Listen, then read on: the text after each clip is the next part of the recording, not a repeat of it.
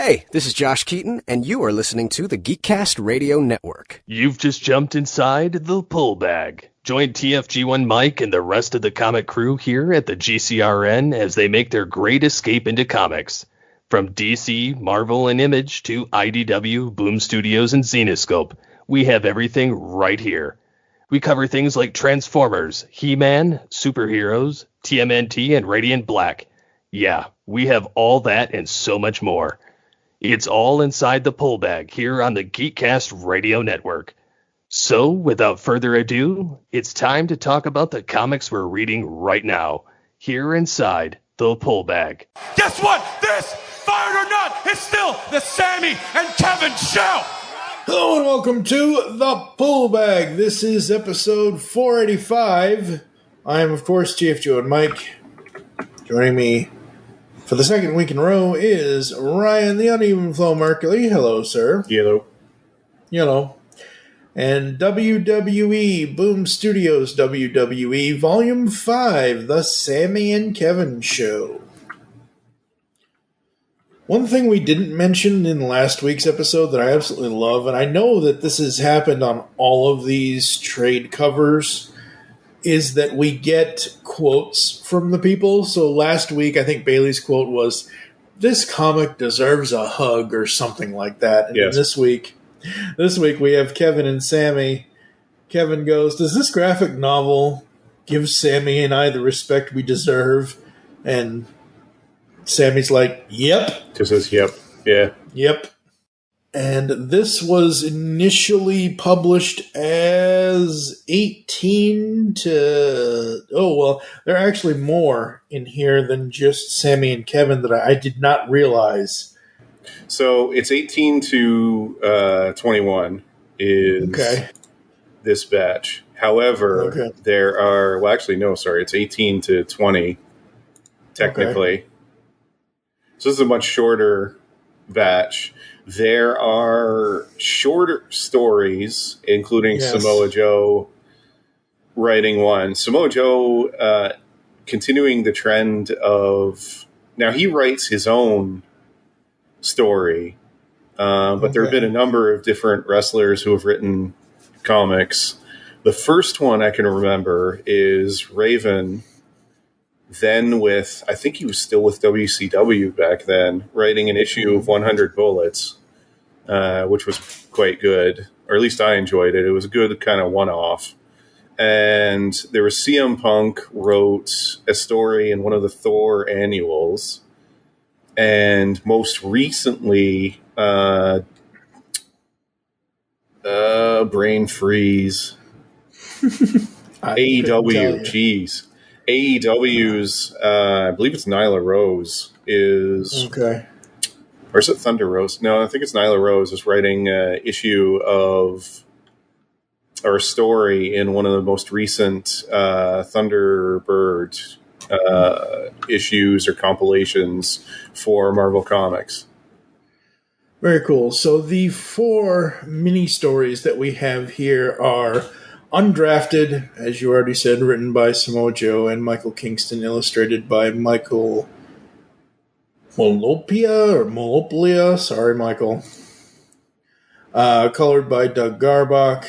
The Yes Movement, written by Jillian May, illustrated by Rodrigo Lorenzo. Unbroken, written by Lan Pitts. Hey, I know Lan. I'm friends with him on Facebook. Lan rules. And Fest Prep, written by Kevin Panetta. And then we have the main story, which is The Sami and Kevin Show, written by Dennis Hopeless, with our usual illustration by with basically the usual team. Yeah, Sergo Kuna and Yep. So the main story is the story roughly around that time frame, a little earlier, of Sami Zayn and Kevin Owens reconnecting. Mostly during the... So it takes place initially before the Hell in a Cell match between Kevin Owens and Guy with No Head, which incorporated his father, Guy with No Head or Body, ever seen. And then the sort of fallout of the Hell in a Cell match, which, Owens should win easily because this guy has no head. How does he see or anything else? But it's the fallout of that where they sort of reconnected, at least briefly, to take on Man with No Head. And surprisingly enough, Daniel Bryan, who this was his return match initially, that went really well for WWE as he is killing it in another wrestling promotion now. Anywho. Where is he now? Daniel Bryan's in AEW. That's right. Of course he's in AEW. He briefly, at least for some time, and he's still sort of involved with Jon Moxley. But yeah, he is, oh boy, has he put on some matches. Also, I mean, the two of them just look completely different. Moxley is fully completing rehab, which has helped him immensely. Good for him. And Bryan finally kind of getting to do what he always wanted.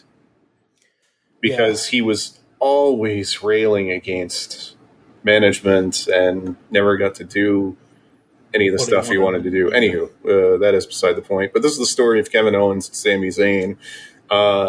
Kevin Owens and Sami Zayn, two of my favorite wrestlers going today, even though sadly they're in the wrong promotion. But they're still consistently two of the most entertaining portions of said promotion.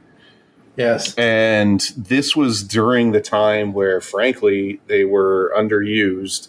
And it tells a story during the time that they were underused. However, the headless and bodiless people in this are the McMahon family. So, first of all, by the way, and this is not the fault of the writer or artist, but it's really weird that Shane is just not depicted ever. It makes no sense.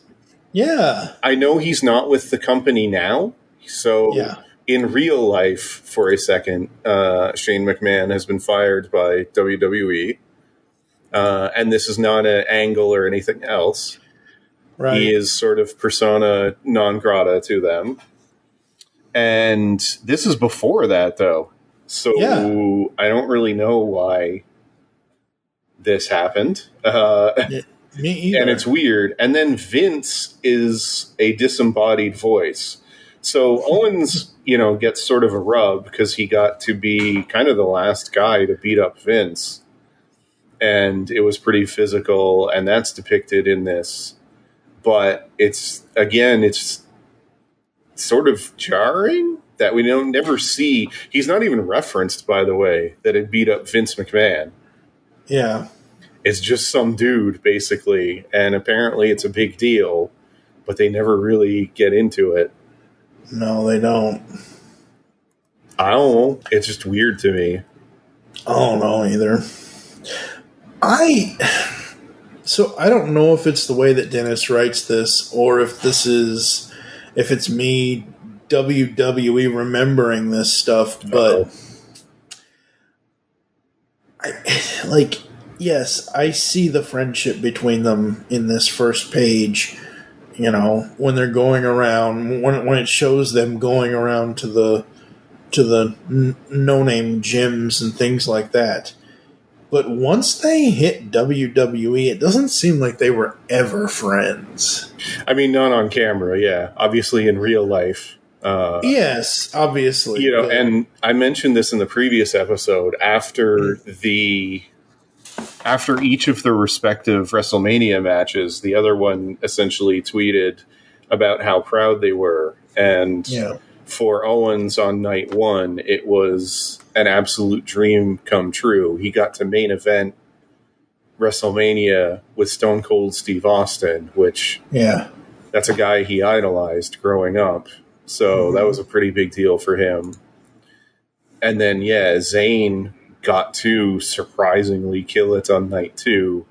I would have preferred to... So getting into the issues and just being blunt, this was probably the best time frame to do the Owen and Zayn story. Yep. But it was still not a great storyline. I don't care about Shane. And frankly, making him headless, it makes me care about him even less, because he's not even really character at that point. I don't know. This is a weird series, and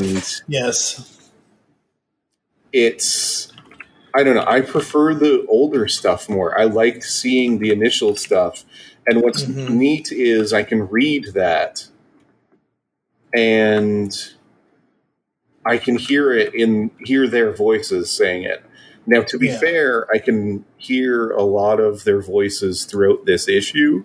I think the character writing and everything is good. But it doesn't... the actual storyline they concentrate on is some of the worst between them. The NXT stuff was good, and they only get brief sort of quick shots of it. Yeah. It's never gone into. No. Yeah, it's never gone into, and I get it. This is a comic book titled WWE. I understand. Your main focus is WWE. It's not the NXT comic book, which there actually is an NXT comic book that Boom Studios did that we'll have to cover in some future time. But yeah, I mean, going through these 4 chapters here, man, just this feels like the lowest stakes. So the previous one was the women's evolution, which I think is going to be, in terms of pro wrestling, despite whatever you think of the current state of it, if you're going through sort of WWE history, I think it's big enough to stand out on a map. I think the Shield is a big enough deal to stand out on a map, if only because each member has headlined different eras and, frankly, different promotions in Moxley / Dean Ambrose. It was a big deal. This storyline was only a big deal because of the McMahon involvement, and the main McMahon it involved got canned. So yeah, I don't know. It's sort of like a footnote because it was very much an undercard. The biggest deal, honestly, is Daniel Bryan, who it's not about, and it's the biggest deal is Daniel Bryan's return to pro wrestling after years and years away because of a terrible neck condition. That it almost feels like, so I mean, I love Owens and Zayn, don't get me wrong, obviously, but it almost feels like we should have had the story of Daniel Bryan and his reactions and everything else to being allowed to do the thing he loves more than anything else on earth again. Yeah. But obviously we'll probably never see that, aside from what's already been aired of it. But I mean, probably never get into it again just because he's with another promotion now. Yeah. So, really quickly, since we're in an in-between moment here, I am on the Comixology WWE page. And yeah, the main WWE series from Boom only had 6 volumes. They had 1 through 6. The next volume after this is the Phenomenal One. Which obviously, AJ Styles. So that, and that begins at issue 21. Right. And then we have WWE NXT TakeOver. And then we have in this, collected all together in this series, we have WWE Then, Now, and Forever, volumes 1 through 4. Okay. Volume 1 of Then, Now, and Forever is by Dennis Hopeless. Volume 2 is by AJ Styles because it focuses on AJ Styles, apparently. And Volume 3 is by Andy Belanger and Aaron Gillespie and others. And then, yeah. So, I mean, essentially, the Sami and Kevin Show and the Phenomenal One, man, I always thought Boom Studios they didn't let their stuff go, but, like, I thought this would get more than just 6 trades. Yeah, whatever. And 25 issues. Yeah, but who knows how licensing or anything else. Yep. It is what it is. Listen, the 10-plus years of IDW and Transformers, for example, is pretty rare. The now, God, what's it been? It's been at least 8 or 9 years, right, of TMNT and IDW. Doesn't happen all that often. Oh, no, it's longer than that. Okay. TMNT IDW, I want to say, started 2011, 2012, somewhere around there. So, yeah, I mean, you're essentially right. But, IDW's killing TMNT, so it's awesome. Literally, in case of the Last Ronin. Oh, well, spoilers. I haven't read it yet. I've been waiting for it to finish so I can read it. It's done now. Yes, well. So in issue 1, we have Mike. Oh, anyway. So. Yes. Anywho, I don't know what to say about this. So this is, in case I didn't make it clear, I think this is the weakest of the batch. I think it's the weakest story. I think the highlights are the interplay between Owens and Zayn, but we have an awful lot of pages between Shane and Daniel Bryan. I don't know. It feels very off, or it feels very different than the others. Yeah, it feels like that they wanted to tell the story just like they've told the story in the previous 4 volumes. Volume 1 was Seth. Volume 2 was Dean. Volume 3 was Roman/Bray. Volume 4 we just covered last week, which is the Women's Evolution, and this is Sami and Kevin. So I guess that's another one to throw in here, by the way, that like Roman/Bray, I had forgotten that was even a thing. So maybe there's more than one that I've kind of forgotten. But, I mean, it's been a while since we've done this, so that's true. But but it's one of those things where, as I'm reading this, I like seeing the behind-the-scenes stuff more than the in-ring stuff between Sami and Kevin. Like, I agree, and there's a fair amount of that. I think my problem with it is, and I mentioned this last episode, that the Women's Evolution didn't feel like as much of the WWE revisionist history as they love to do. This did feel like it. It felt like they were trying to figure out a reason why Zayn, who was not involved with Owens at the time, Zayn was a face. Yep. Why Zayn would suddenly decide to save Kevin Owens at the Hell in a Cell match. But didn't he do that in real life? He did, but we didn't. But as for why, there was no setup. It just happened. Right. Yeah. And then we got this sort of clumsy explanation later. Yeah. I mean, so far as I'm looking through this, I'm trying to see I think my favorite part in this is right after it's not a shower scene, but it's a freaking shower scene between Zayn and Bryan. So it's right after that when Kevin picks him up. When he's like, get in the car, okay? And my favorite part of this entire thing is the recap or the time lapse of, for the next few months, Daniel Bryan lets Sami and Kevin fight to keep their jobs. Like, I remember that being a thing, but that's honestly the only in-ring thing I cared about in this trade. Yeah, it was probably, well, to be fair, it was probably the most entertaining aspect of the batch, too, because even Bryan's return, which should have been a big deal, it was kind of a meh tag team match. It was great seeing him back, but I mean, you know what you're getting with a Shane match? Yeah.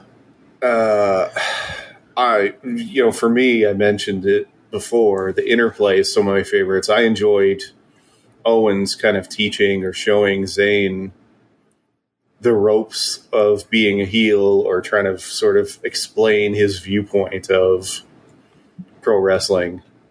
Yeah. And by the end of this, we got the Kevin Owens screw job. Except it was on Sami's end because, believe it or not, Kevin, I was paying attention. Unfortunately, neither of them won that match. Obviously, but I'm just saying, like, the whole culmination of this story from Chapter 1 to Chapter 4, this whole thing of, like, teasing up, let's go, let's whatever, and then... So being honest, like, these are two guys I like. And I like seeing them in comic form, that kind of thing, and it's kind of fun. But honestly, it sucks because you look at the other series and you think of what are the most memorable moments for these larger-than-life characters. For Reigns and co., maybe now you could make a point that for Reigns, it's the bloodline stuff currently. Rollins, maybe some of the stuff where he was champion. But certainly at the time, the Shield was the biggest deal.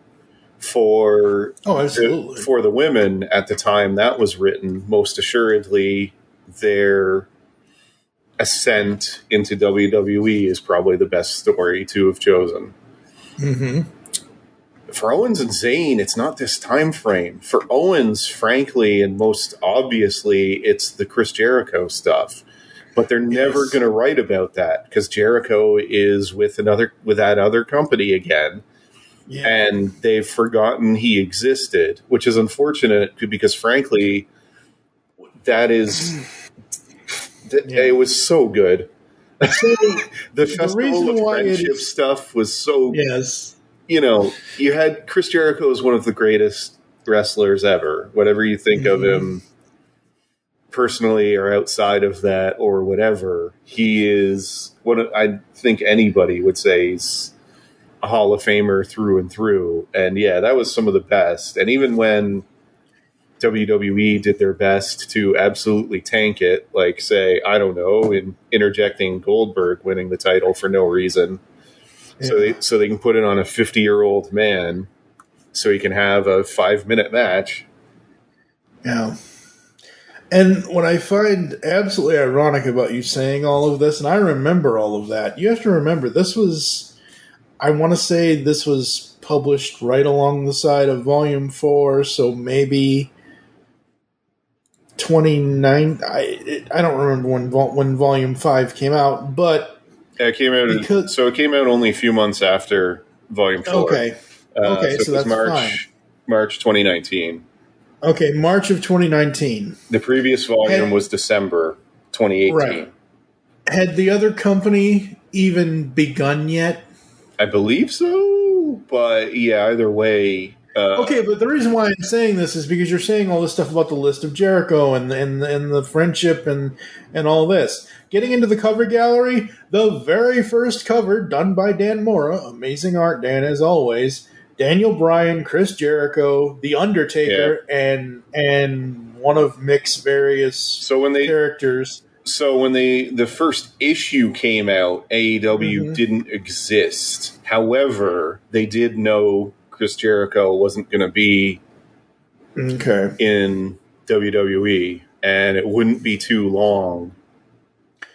Because it just, I mean, I remember. I know what you're saying. It's just like there was no chance in hell he was going to be a part of this comic. Because, yes, and that is kind of sad because these 3 covers, the first 3 covers in the cover gallery, as I just mentioned, the one with Bryan, Jericho, Undertaker, and Foley, and then the actual list of Jericho as a cover with AJ Styles, Sami Zayn, that one guy in the 3rd row, Renee Young, By the way, how many of those people are no longer with the company? Well, true, obviously. Like most of them. It's kind of funny. Absolutely.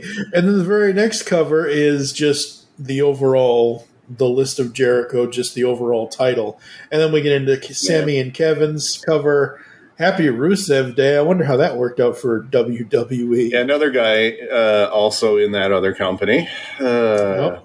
And not to mention another great example of a storyline that they just did their best to get rid of and bury. And the people loved it, but man, they tried so hard to get rid of it. Anywho.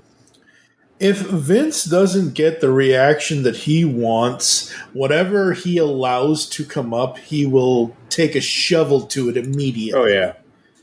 The only other covers I want to mention here, because I mentioned them in the last one, are the action figure comic book covers. You have Kurt Angle, Zack Ryder, Carmella, and King Booker. I miss Booker. Yeah, 2 more people not in the company. And then, yeah, there you go. Right. And yeah, I mean, I don't know when we're going to do AJ's volume 6, phenomenal, because I was never an AJ fan. Really? I don't dislike the man, but I don't necessarily like him either. I don't know. Again, it's been way too long. I feel like 2022 is as far away from 2015 as 1990 is as far away from 2022, because like I said, I had to read Volume 4 twice before I came around to actually liking the overall story that they were telling with Bayley as the point of view character. And like I said, the Sami and Kevin stuff, when they weren't in the ring, when they were showing the actual friendship stuff, when they didn't have the cameras pointed at them, I loved it. I thought it was great. I don't know. This one,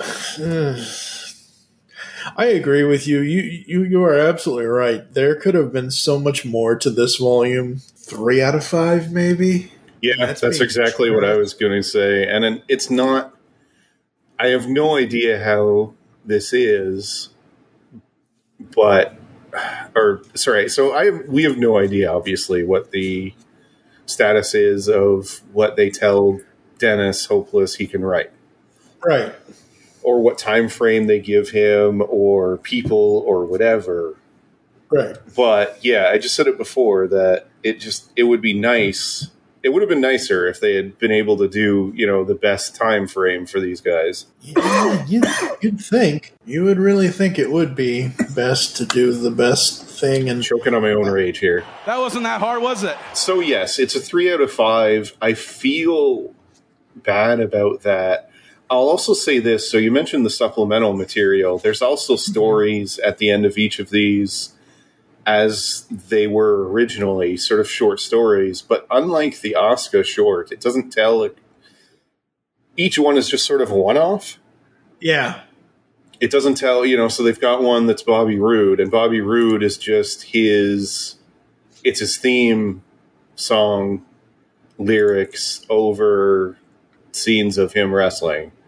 Yeah, okay. Or the most entertaining one, honestly, is probably the Rusev Day one that we sort of hinted at. Yeah, they're not, I don't know. There's just not to it. There's nothing much to it. And I don't know. And as much as I am okay with not following WWE anymore, like, I've been out of it for so long. I think the last thing I remember watching is that supposed retirement of The Undertaker, that final match with him and Wyatt, is the last thing I actually remember seeing. Where he tries to bury him, the bury me match or whatever the hell that was. Whenever the hell that was, I don't know. But I don't miss having to pay attention to, just on 2 television shows alone, 5.5 to 6 hours of television a week. I mean, the bright side is you can follow, if you like somebody, you only have to watch one of them in theory. Right, in theory, yes. It's a little too much. Yeah. Now, AEW, I've seen, we've done, a couple of AEW things before when it first started, but I haven't followed it. I don't dislike it. I just don't know if I want to get back into full-on wrestling right now. And the sad thing is, I just searched AEW on Comixology. They list 3 comic books that I don't even think have anything to do with AEW. No, I don't think if they have one. Yeah, so, it is what it is, folks. Like I said, we've got, Volume 6 at some point, and, maybe we can go through the other ones at some point as well. I do know that in the future here inside the Pull Bag, we will be having Autobotly August this year. Steve Megatron wants to finish up the Marvel US run, so we will be doing that in August. And what else we got coming up? We've got Beast Wars 15 and 16. Are you at least up to the Marvel US era where Furman sort of takes over, which... I started at Volume 1 from IDW, so whatever Volume 1, whenever the original 80... No, so probably not. No, we're going in collected trade order because it's just easier that way. So whatever Volume 2 of the Transformers Classics from IDW collects. Yeah, I don't know how they go. Obviously, I know them initially, and it got much better after the 50s when he sort of took over. Although there was some good stuff initially, but it told a better storyline, and this was kind of this is way back when, before Furman's kind of tics got real old, and the fact that he loves to kind of use the same stuff, but it's held up reasonably well. I don't know. I still enjoy the old Marvel stuff. Yep. So in June, we've got Beast Wars with 15 and 16 plus the annual. The annual is essentially of no consequence to the overall series. It's 3 individual stories where some of the events take place between 15 and 16, but it's enough of a non sequitur to just have a separate episode for that. I'd argue most of the Beast Wars series. Stop it. Stop it. Anyway. Those crazy Canadians, folks. And then in July, celebrating its 36th anniversary, I think, of Transformers Back to the Future. So that thing we'll be doing. And then we'll wrap up Beast Wars with the finale issue of issue 17. I want to eventually cover Livio Ramondelli's The Kill Lock, the first trade that he did for his creator-owned series, The Kill Lock. And then according to this list, it says Transformers vs. Terminator, Enemy of My Enemy. So that's another IDW crossover that they did. So we will see what that entails. And yeah, that's what's coming up here inside the Pull Bag. I guess I'm going to go ahead and close it out because I don't care about doing an ad break this time. Thank you for joining us here inside the Pull Bag. There are several ways to get in contact with us or leave feedback for the shows. Visit the website, geekcastradio.com, where you can listen to and comment on all of our content. You can send email to feedback@geekcastradio.com. You can follow the show, myself, and the network on Twitter at GeekCastRadio for the network, at the Pullbag for the podcast. I am at TFG1Mike. You can also check out Geekcast Radio Network and the Pullbag on Facebook. As I mentioned, next time around, Beast Wars issues 15 and 16, or 15 in the annual, or something. I don't remember off the top of my head now. I am TFG1Mike with Ryan the UnEvenFlow. Whatever my name is. Make your great escape into comics, and we will catch you next time. But wait, there's more! Jesus. Why are you creating more? It's a good thing these are on separate tracks now, because I can just cut out the coughing. This was so much easier with the things where, I can still mute my mic. Well, we learned something new in this recording today, folks. There's not really any more. That's about it. You've just heard the latest episode of The Pull Bag, the GCRN's first comic review and discussion podcast. There are several ways to get in touch with us and leave feedback for the show. You can visit the website, geekcastradio.com, where you can comment on the episode and all of our different podcasts. You can rate and leave a review for the show on iTunes. Be sure to leave us feedback. Become a fan of us on Facebook, facebook.com/thepullbag. Send us an email, feedback at geekcastradio.com. Follow us on Twitter at thepullbag and at geekcastradio. So until next time, make your great escape into comics and unleash the geek in you. That wasn't that hard, was it?